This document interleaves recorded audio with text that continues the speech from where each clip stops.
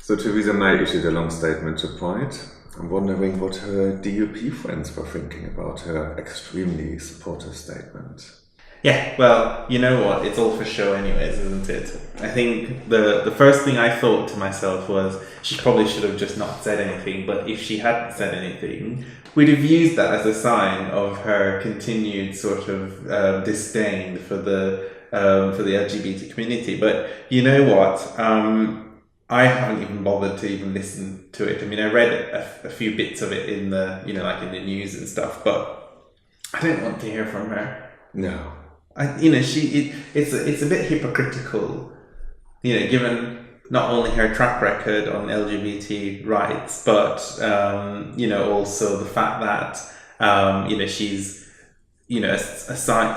she's continuously aligned herself with people who are anti-gay rights, and that to me, someone like that coming out and saying, trying to be encouraging and positive and supportive, it just feels like, lip service. It's not real, it's not genuine at all. I just think if, inclusivity is so important for her, as she is saying, and obviously it's a major, it's a major point, isn't it? I just wonder how you can go actually into a coalition with a party which isn't. They have a long track record in anti-LGBT comments and initiatives they were driving, including blocking gay marriage in Ireland. And needless to say, considering that the Tories don't have any majority in the House of Parliament and they need those 10 votes for anything they want to do from DUP, they will have a major influence on the current government. I've seen that in Germany again and again in coalition governments. Everybody always thinks they are just a smaller party. Doesn't matter. They need their votes. So they're equally as powerful as the Tories are in these, what did I call it, support agreement, not a coalition. But, if they don't support... It amounts to the same thing, doesn't it? Absolutely. She barely got the Queen's speech to Parliament. She has some much more interesting or much more difficult things to do. And most importantly, if something so crucial as inclusivity is important to you as a leader, you just simply can't form any sort of working arrangement with a party which doesn't stand for it. You're right. And what remains to be seen is how influential they will be and what issues they will choose to stand ground on. Because there will be things, I think, that they will want to stand ground on and make their mark about. And regardless of the assurances that she wants to, that she has given, I think that she's in for a nasty surprise.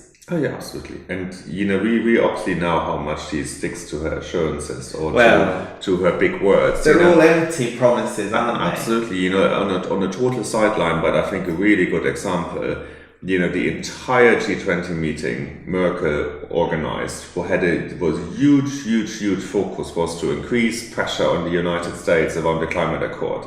And who is the only global leader who doesn't discuss this topic in her face-to-face meeting with Donald Trump? Theresa May. Well, on the topic of Donald Trump, it's interesting you've mentioned him and Theresa May in the same sentence. Every time you mention their names, the only thing I can picture is the holding hand thing. Absolutely. That's the only image that I can remember. And funnily enough, she wore that same suit so many times during the general election debate that every time I saw her, all I could see was Donald Trump. I don't think that was a good move. But the point I was going to make anyway was that rumor has it that Donald Trump is now going to be coming for his state visit very, very soon.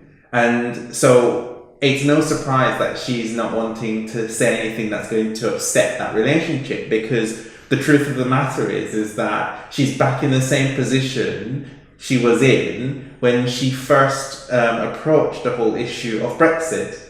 Just before triggering Article 50, when she went to the US and had that meeting when Donald Trump, back in January when he